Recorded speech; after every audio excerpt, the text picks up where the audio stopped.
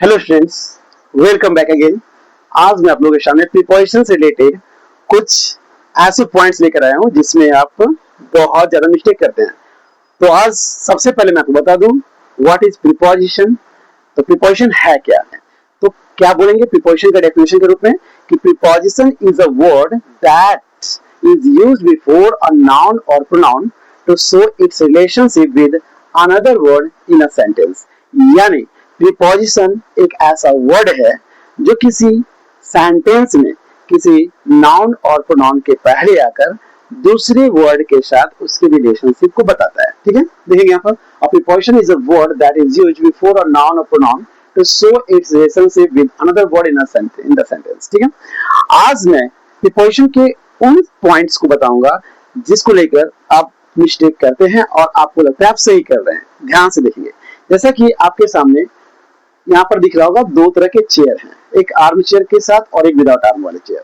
यहाँ दिख रहा होगा आपको एक एरिया को क्लोज करते दिखाया गया और एक सरफेस को दिखाया गया। ठीक है, यहाँ भी आप ध्यान से देखिए, यहाँ भी सरफेस को दिखाया गया और यहाँ भी आपको एरिया को दिखाया गया।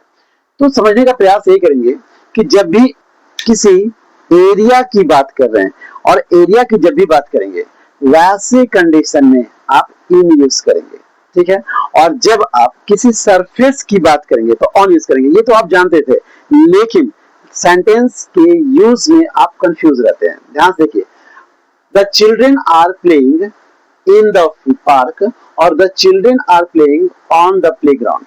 आखिर यहाँ पर इन क्यों यूज किया गया, यहाँ पर ऑन क्यों यूज किया गया। ठीक है, ध्यान से समझने का प्रयास करेंगे।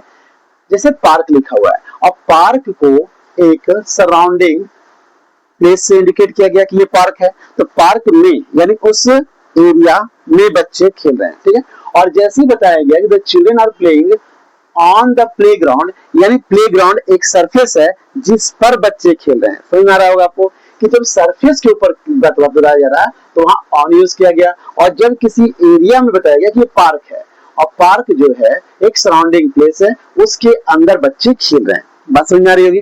और जब एक सरफेस की का नाम लिया जा रहा कि ये प्लेग्राउंड है, क्या है ये प्लेग्राउंड। यहाँ पर मान लीजिए बच्चे जो है खेल रहे हैं, तो बच्चे जब खेल रहे हैं तो सरफेस के ऊपर खेल रहे हैं, यानी सरफेस पे। जैसे यहाँ देख रहे होंगे कि टेबल पे ये बुक रखा हुआ है तो सरफेस पर रखा हुआ है। यहाँ देख रहे होंगे वाटर जो है बकेट में है, यानी एरिया के अंदर है। ठीक है ना। दूसरा, horses are grazing in the field. अगर मैं इन द फील्ड बात करूं तो हॉर्स जो इस फील्ड में है वहां पर चल रहे हैं। ठीक है, और नेक्स्ट देख रहे होंगे players are practising on the field. Players जो है कहां प्रैक्टिस कर रहे हैं, ऑन द फील्ड, फील्ड के ऊपर प्रैक्टिस कर रहे हैं। बात समझ आ रही है। तो जब जब आपको लगे सरफेस के ऊपर काम हो रहा है तो वैसे कंडीशन में आप ऑन यूज करेंगे, और जब जब लगे किसी एरिया के अंदर काम कर रहे हैं तो वहां पर आप इन यूज करेंगे। ठीक है, ध्यान देखेंगे चेयर का जो मैंने एग्जांपल दिया है कि जब आपको लगे कि आर्म वाले चेयर में के बारे में बात हो रही है तो वैसे कंडीशन में आप इन यूज करेंगे, और जब लगे कि विदाउट आर्म वाले चेयर की बात कर रहे हैं तो वैसे कंडीशन में आप ऑन यूज करेंगे।